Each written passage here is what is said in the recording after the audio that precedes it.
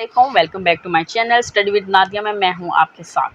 बच्चों मैं आज के लिए आपके लिए लेके आई हूँ चैप्टर 3। चैप्टर 2 में आपको 3 चैप्टर के बाद करवाऊंगी। चैप्टर 3 क्योंकि इम्पॉर्टेंट है और बहुत ही ईजी है, तो इसलिए हम इस चैप्टर को जल्दी से कवर कर लेते हैं। चैप्टर 3 में आपने करनी है वेरिएशंस यानी कि आपका जो क्वेश्चन है सबसे पहले ये देख लें जी। Express the following as a ratios A ratios B, यानी कि ए रेशियोज बी में हमने रेशियोज में और फ्रैक्शंस में आंसर्स करना है, सिंप्लीफाई करना है। बहुत इजी है। आपके पास है क्वेश्चन नंबर 1, इसमें आपके पास 2 तरह की रकमें दी है। पहले आपने सबसे पहले इसको रेशियो के फॉर्म में चेंज करना है, फिर रेशियो के फॉर्म में चेंज करना है, कुछ इस तरह की फॉर्म होगी। अब ये देखें जिस सिफर से गया आपके पास 75 125 रह गया। अब हम ए की टेबल से दोनों की कटिंग करेंगे। कटिंग की तो यहाँ पे 5/3 आ गया, 3/5 इस तरीके से है, तो इसको रेशियो की फॉर्म लिख देंगे कि ये आपके पास रेशियो की फॉर्म है, यानी कि ए रेशियोज बी आपका आंसर निकला है। क्वेश्चन नंबर 2 देख लें जी। क्वेश्चन नंबर 2 आपके पास कुछ इस तरीके से है, ठीक है। तो इस क्वेश्चन में आपने क्या करना है जी, आपने दोबारा उसी तरीके से करना है। रेशियो में आंसर दिया हुआ है, इसे आवर में लिखेंगे, सिफर से कटिंग होगा, 45 30 रह जाएगा।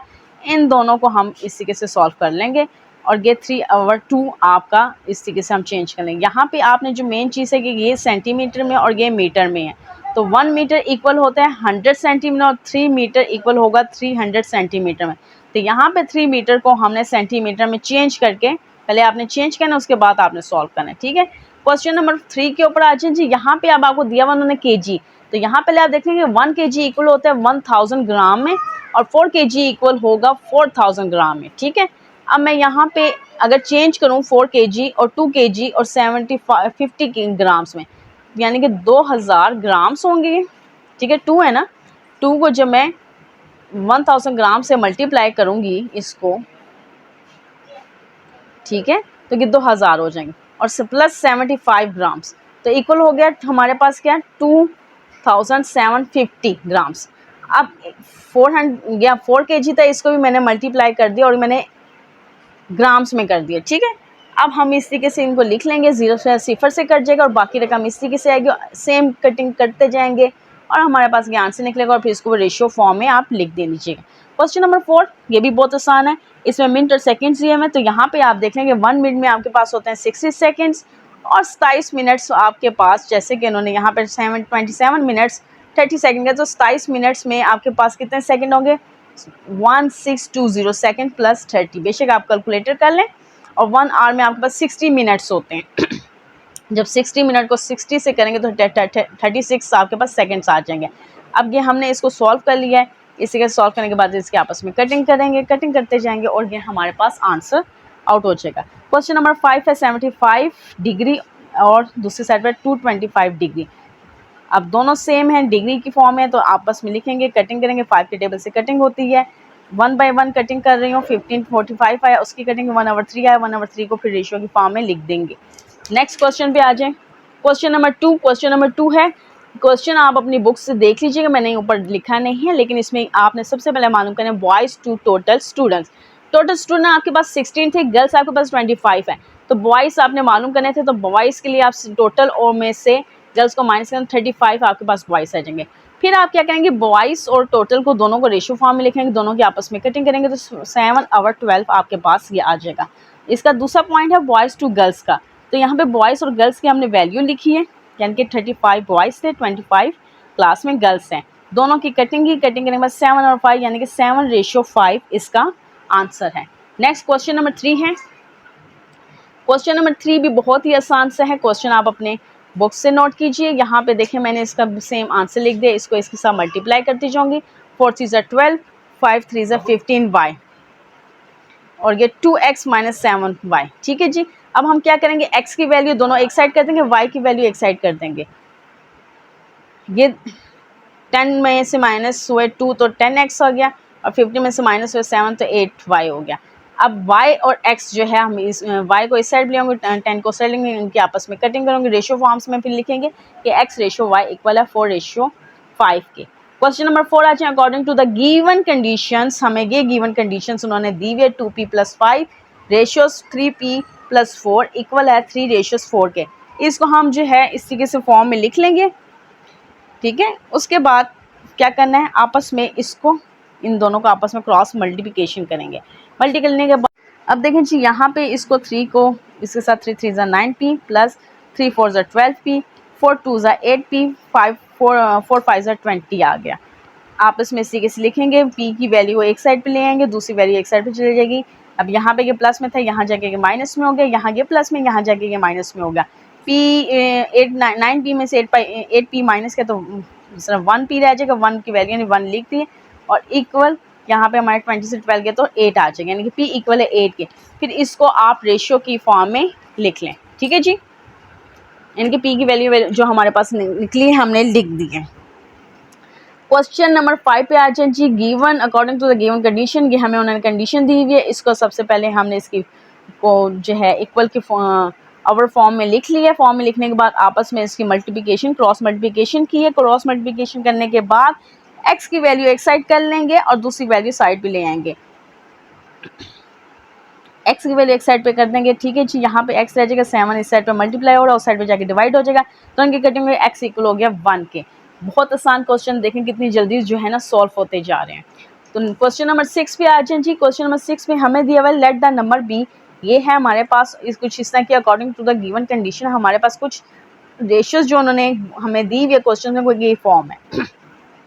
यहाँ लिखने के बाद दोबारा से क्रॉस मल्टीप्लिकेशन करेंगे। क्रॉस मल्टीप्लिकेशन करने के बाद इनको इनके साथ 8 8 ज़ा 64, 8 9 ज़ा 72 इक्वल है 11 5 ज़ा 55, 11 9 ज़ा 99।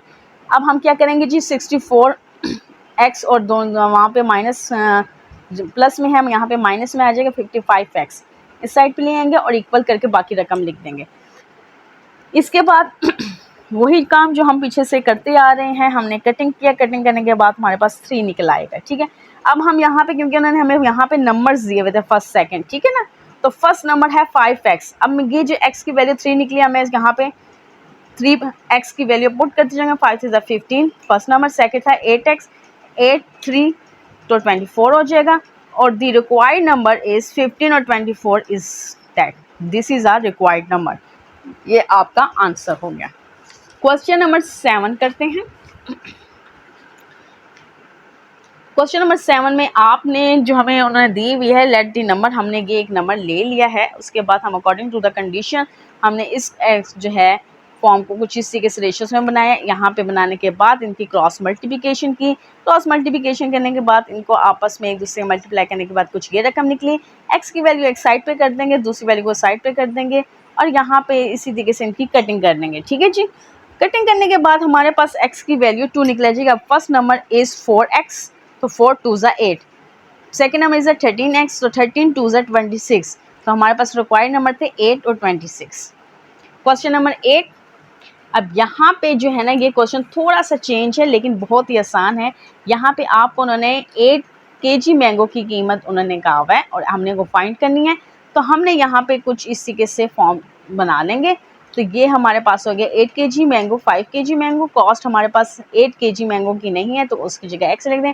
5 kg मैंगो की उन्होंने क्वेश्चन में गिवन दी हुई है तो ये मैंने लिख दिया। अब आपके को पता है कि ये जो एंड की जो रकमें होती हैं ये आपके पास एक्सट्रीम्स होती हैं और ये मीन्स होती हैं।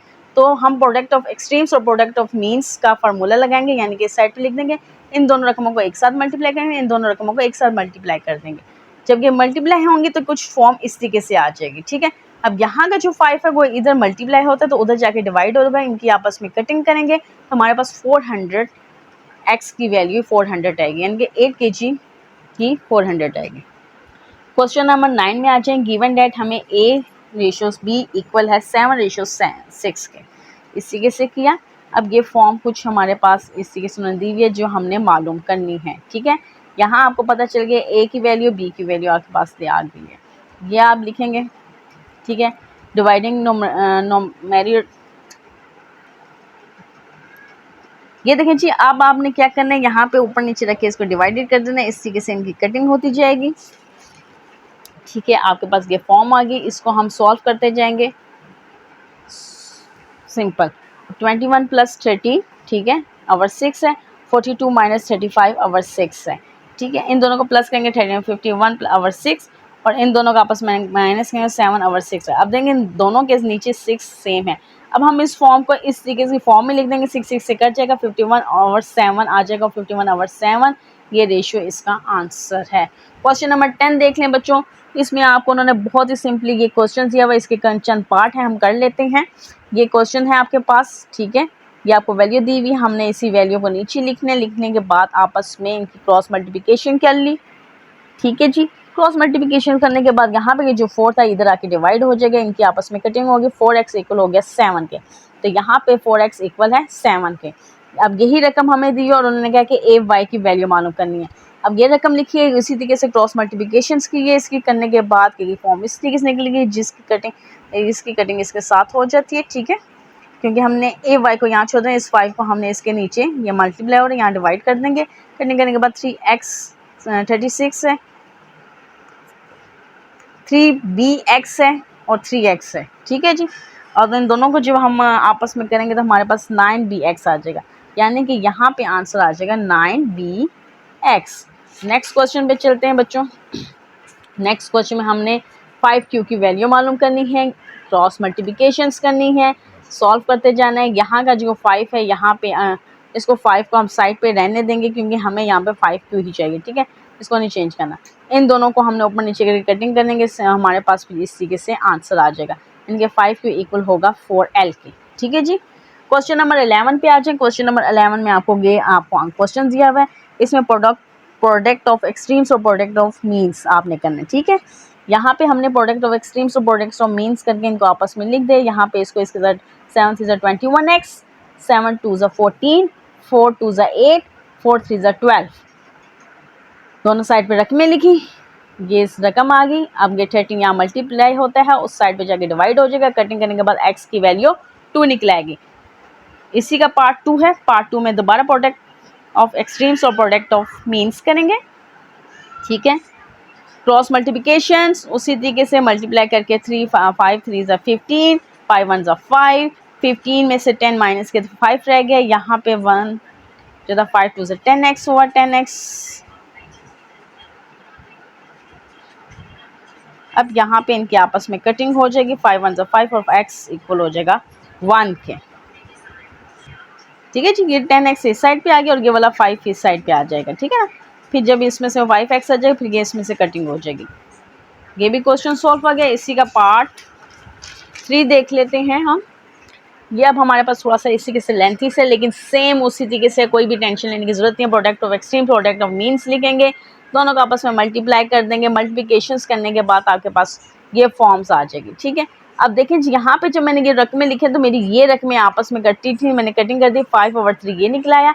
अब इन दोनों को आपस में मल्टीप्लाई किया तो 4x माइनस 4 3 12, 2x 4 2 8 निकलाया।